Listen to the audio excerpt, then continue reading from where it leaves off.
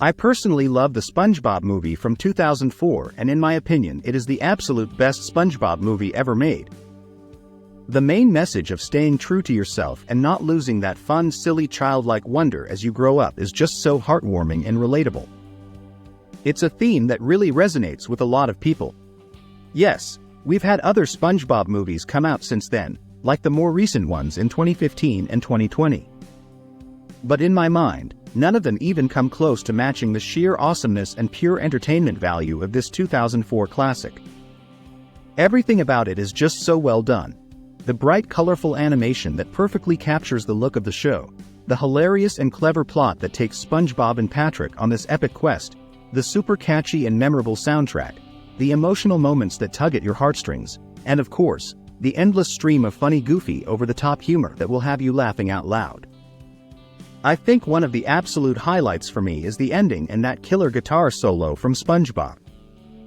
When he starts rocking out to that parody of I Wanna Rock, it's just the perfect way to cap off the movie. It's such a badass fist-pumping, feel-good moment that encapsulates the movie's themes so well. I get chills every time I see it. Honestly, I think it's one of the best, most satisfying endings to any animated movie ever. It's just so much fun and so perfectly SpongeBob. The character arcs are also really well done. Seeing SpongeBob go on this journey to prove himself and show he has what it takes to be a manager while still staying true to his goofy childlike self is so relatable and heartwarming. And the friendship between him and Patrick is just the best. Their dynamic as they face all these crazy challenges together is hilarious and endearing. The movie is also packed with all these really funny hidden jokes, like when SpongeBob and Patrick were chugging down a bunch of ice cream sundaes and end up getting this totally woozy hungover look on their faces, kind of saying that they got drunk from eating a lot of ice creams. And Plankton's evil plan in this film is just genius. He steals King Neptune's crown and sends it off to Shell City, the most fearful place in the ocean, and put all the blame on Mr. Krabs. And on top of that, he even uses his mind-controlling bucket helmet to turn all the citizens of Bikini Bottom into his mindless slaves. We all know that Plankton has always been a pretty clever villain, but this might be his most diabolical plan yet. Even though we know it's going to fail in the end, it's just so much fun watching him try to pull it off. The dynamic between Patrick and King Neptune's daughter Cindy is another highlight for me. She's Birdie, SpongeBob. You're hot. What's my name? That's easy. You're Patrick Star. Also, the fact that SpongeBob didn't get the manager promotion at the Krusty Krab 2 because Mr. Krabs said that he wasn't mature enough is what really sets the whole movie in motion. SpongeBob was so bummed and determined to prove he's capable, so he decides to go on this big quest with Patrick to retrieve King Neptune's stolen crown from the dangerous Shell City. They face all kinds of crazy challenges and obstacles on their journey, from battling Plankton's evil henchman Dennis to navigating the treacherous roads to Shell City. But the best part is, no matter what gets thrown at them, SpongeBob never loses that goofy childlike spirit that makes him who he is. He stays true to himself the whole time, and that's what makes this movie's message about embracing your inner kid so powerful and inspiring.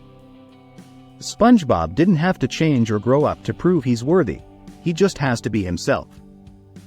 One of the most heartbreaking and emotional moments in the whole movie is when everyone thought that SpongeBob and Patrick died. It's practically impossible not to shed a tear in that scene, even if you've seen the movie a million times. The way their tears form a perfect heart shape as they proudly sing the Goofy Goober song while drying under the heat lamp is just so beautifully done. It's such a gut punch of a moment that really tugs at your heartstrings. Now let's talk about Dennis, the biker henchman that Plankton sent to get rid of SpongeBob and Patrick. Dennis is not someone you want to mess with at all.